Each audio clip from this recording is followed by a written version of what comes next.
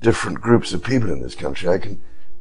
I can't tell you how much I sympathize with the way everybody has had to endure this. The package arrived at Kensington Palace at exactly 4:32 p.m. on a quiet Thursday afternoon. A private messenger dressed in a dark coat and gloves handed it over to security, refusing to leave until he was sure it reached Prince William's own hands. Within moments, William's aide carried the letter. Inside there was something about the handwriting, elegant yet trembling, that froze him mid-step. He had seen it before. It was from David, his former private secretary, the one who had stood by him during the stormiest years of his life. Between 2009 and 2012, David had witnessed everything: the doubts, the emotional chaos, the unspoken wars between duty and desire. Then, without warning, he disappeared. No explanation, no goodbye. And now, after nearly 3 years of silence, his handwriting had returned, neat, deliberate, and hauntingly personal. William closed the door to his study and broke the seal. Inside there were only two things: a short handwritten letter and a sealed envelope marked "For your eyes only." The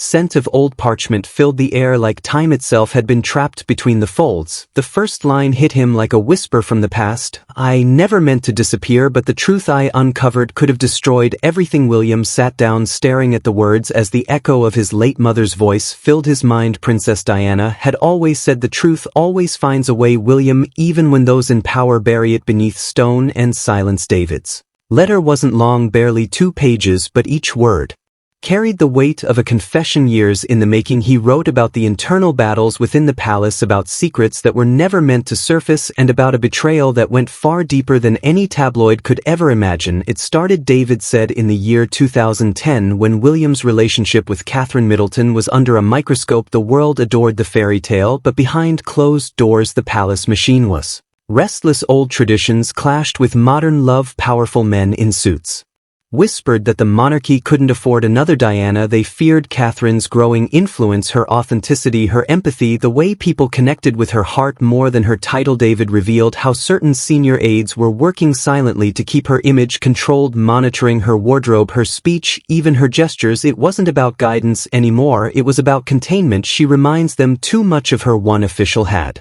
muttered, her meaning Diana. As William read, his chest tightened. He remembered those days vividly: the endless briefings, the polished smiles, the invisible pressure to be both royal and human at once. He had promised himself that what happened to his mother would never happen to Catherine, but reading David's words he realized just how close history had come to repeating itself. The second part of the letter was more chilling. David confessed that he had stumbled upon a file hidden deep within the palace archives containing private correspondences between senior staff and an outside PR consultant. The documents detailed strategies to manipulate public narratives about the young couple, especially when media scrutiny peaked. It was propaganda dressed as image management. When David tried to raise questions, he was told to forget what he saw. Days later, his access was revoked. His resignation letter, he wrote, was never voluntary. "They made me disappear because I was loyal to you, not to the system." William's hands trembled. The room felt colder. For years he had suspected there were still ghosts within the royal halls, people who saw truth as a threat, but now here it was in black and white. The smaller envelope that came with the letter contained a flash drive, old, scratched, labeled only with the initials DM. Inside were recordings, dated notes, and confidential memos. One of them mentioned a phrase that sent shivers down his spine: Project Continuity. It was an internal effort, David explained, meant to ensure the monarchy's image survived at any personal cost. He leaned back in his chair, staring at the wall where his mother's portrait hung. She had fought against the same faceless machine, the same silencing, and now it was circling again, threatening the peace he had built with his wife and children. Hours passed before William moved. When Catherine entered the study later that night, she found him still holding the letter, his eyes tired but steady, lifted to meet hers. She didn't need to ask, she could feel the weight of whatever truth he had just uncovered. He read her the first few lines, his voice barely above a whisper. She reached for his hand and said, "Then maybe this time we tell the truth before they twist it again." That night William drafted his own letter, one not meant for the palace, but for his children, a promise really that they would grow up in a family where truth wasn't punished. Weeks later, quiet changes began within the royal circle. Certain aides retired early, public statements became less polished, more human, but not everyone was Displeased, some old power figures still whispered that the monarchy had become too emotional, too open, but William no longer cared. The system had cost him his mother. It would not take his peace. In the months that followed, whispers about the mysterious letter from a former aide circulated among royal watchers. No one outside the family ever saw its full contents, but journalists noticed a shift in tone, a rare honesty in speeches, a warmth in